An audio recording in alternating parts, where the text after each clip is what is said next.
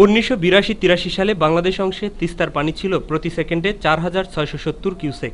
2007 সালে ফেব্রুয়ারি মাসে এসে প্রবাহ দাঁড়ায় 1826 কিউসেকে।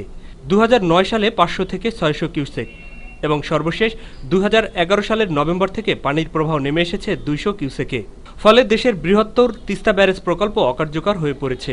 ধুধু বালুচরে পরিণত হয়েছে একসময়ের খরস্রোতা যমুনেশ্বরী, বুড়ি তিস্তা, দেওনাই, চারালকাটা, বুড়িখোরা, বাগডোরা, ঘাগটের মতো বড় বড় নদী। এখানে পানি পাওয়া যাচ্ছে না, যে পানি আছে এখন বর্তমানে পানি ইডি লাগালে আর পানি পাওয়া যাবে না। কৃষি লোকের ঘরের সমস্যা বেশি। আমরা তো কৃষি লোক, আমার তো যে মন্ত্রী নয় যে আমরা দেশে দেশে থাকবো, হোস্টেলে বসে খাবো, তা তো আমরা না, আমাদের কর্ম করেই খাইতে হবে। 1983 সালে ভারত এবং বাংলাদেশের চুক্তি অনুযায়ী শুষ্ক মৌসুমে তিস্তার পানির 39 ভাগ ভারত, 36 ভাগ বাংলাদেশ এবং বাকি 25 ভাগ পানি স্বাভাবিক প্রবাহ থাকার কথা। কিন্তু সে চুক্তির বাস্তবায়ন না করায় পার্শ্ববর্তী এ দেশটির আন্তরিকতা নিয়ে প্রশ্ন দেখা দিয়েছে। ভারত পানি দিতেছে না, এখন আমরা কৃষক লোক মারা যাব। ন্যাচারাল লটা করে ইন্ডিয়া ফলো করে, তাই আমাদের এই ইরিগেশন সাকসেসফুল। আমরা আর পানি ছাড়ে এমন টাইমে যেসব পানির আমাদের দরকার নেই। ভারত একতরফা তিস্তার পানি প্রত্যাহার করে নেয় বাংলাদেশের উত্তরাঞ্চলের 35 উপজেলার 13,35,000 একর জমি সেচের অভাবে অনাবাদী হয়ে পড়েছে।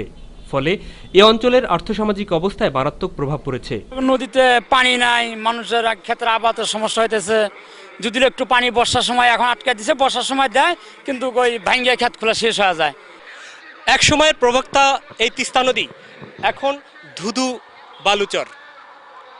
এই তিস্তা নদীর উপর নির্ভর করছে এ অঞ্চলের 35 উপজেলার সাধারণ মানুষের আর্থসামাজিক অবস্থা। বিষয়টি বিবেচনায় নিয়ে পার্শ্ববর্তী দেশ ভারত আরও একবার বন্ধুত্ব স্থাপনের নজির রাখবেন, এমনটাই প্রত্যাশা করছেন বাংলাদেশের সাধারণ মানুষ। তিস্তা ব্যারেজ থেকে মাহবুব সৈকত, মাই টিভি।